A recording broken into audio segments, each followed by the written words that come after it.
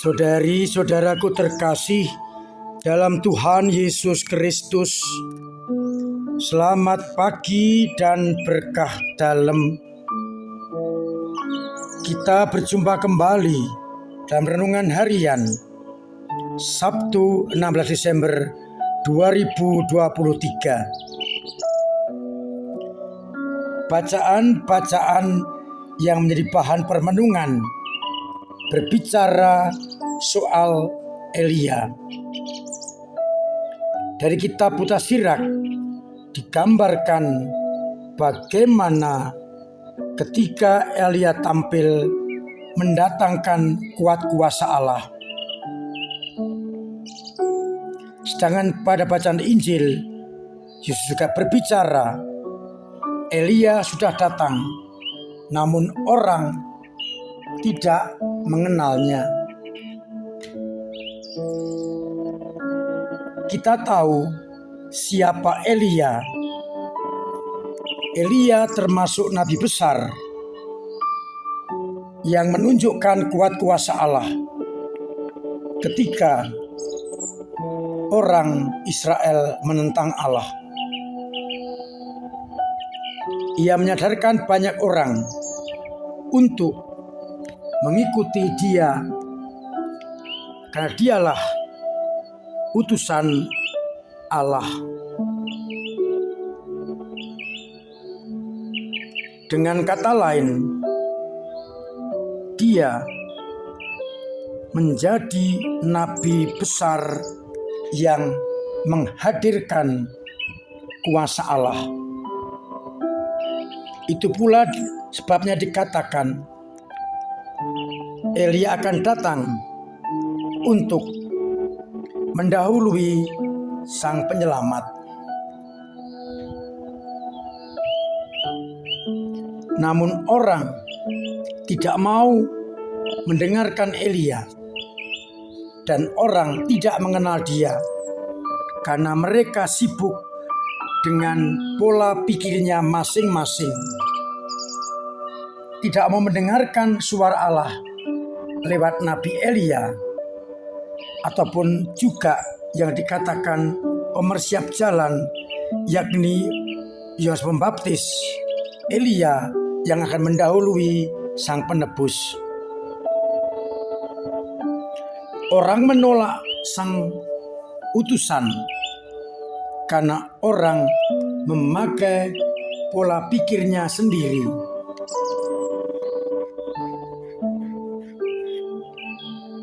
Orang yang diarahkan dan dibimbing tidak mau mengikuti bimbingan itu. Mereka memperlakukan Yohanes Pembaptis dan juga Yesus menurut kehendak mereka. Maka mereka tidak pernah akan mengerti atau menerima rahmat yang diterima dibawa oleh baik Elia maupun Yohanes Pembaptis. Kita diajak PK akan kedatangan Sang Mesias yang dipersiapkan oleh pendahulunya, yakni Nabi Elia yang terwujud dalam pribadi Yohanes Pembaptis. Saudara-saudaraku terkasih, menegaskan Elia memang akan datang dan akan memulihkan segala sesuatu. Dan sebenarnya Elia sudah datang, tapi orang tidak mengenalnya dan memperlakukan atau menanggapinya menurut kehendak sendiri. Kita diajak PK untuk mengenal kehadiran Elia, Yohanes Pembaptis, dan Yesus dengan segala pengajarannya yang kita terima. Persoalannya adalah kita kurang PK. Kita sibuk dengan mengikuti kehendak kita sendiri, sehingga akhirnya kita tidak mampu untuk mengenal, mengerti kehadirannya. Untuk itu, dalam persiapan Natal ini, saya mengajak kita semua mengasah kepekaan kita agar mengenal Sang Utusan yang mempersiapkan jalan. Kita mencoba rendah hati, meninggalkan kehendak kita. Karena Nabi juga mengatakan, kehendakku bukan kehendakmu, rancanganku bukan rancanganmu, jalanku bukan jalanmu. Kita mencoba menjadikan kehendak Allah, rencana Allah dan rencana Allah menjadi jalan kita, sehingga kita mampu untuk benar-benar hanya melaksanakan kehendak Dia yang akan menyelamatkan kita. Kita mohon rahmat Allah agar kita pun dimampukan untuk hidup sesuai dengan kehendak-Nya. Semoga sapaan Nabi kita kenali, kita tanggapi dengan meninggalkan pola pikir kita dan mencoba menjadikan pola pikir Allah yang disampaikan Nabi menjadi pola pikir kita, sehingga kita semakin mengerti apa yang dikehendaki oleh Allah. Pertanyaan permenungan kita, apakah hidup, karya, pikiran, kehendak, dan jalan kita sudah kita sesuaikan dengan kehendak Allah yang diwartakan oleh Nabi dan juga oleh gerakan Roh Kudus Allah.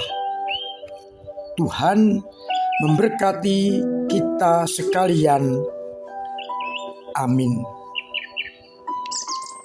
Marilah kita berdoa. Bapa yang penuh kasih, kami bersyukur karena Engkau senantiasa mengingatkan kami agar kami peka akan gerakan-gerakan Roh Kudus-Mu. Biarlah kami semakin mampu mengikuti hanya gerakan Roh Kudus Allah. Kuatkan iman umat-Mu, sembuhkan yang sakit, ringankan beban-beban, urailah persoalan, dan bantu mereka yang kesulitan ekonomi agar benar-benar bisa tetap mengerti kehendak-Mu. Untuk itu, sertai kami dengan berkat-Mu sendiri, Bapa dan Putra dan Roh Kudus. Amin. Saudara-saudara terkasih, saya mengajak kita tetap mengikuti protokol kesehatan agar terbebas dari virus corona. Kesempatan untuk menyampaikan ucapan Natal, mari kita gunakan yang sebaik-baiknya. Panjenengan lingkungan wilayah yang belum mengambil sembako Natal, mohon segera mengambil untuk dibagikan pada mereka yang membutuhkan, agar akhirnya umat merasakan sukacita Natal.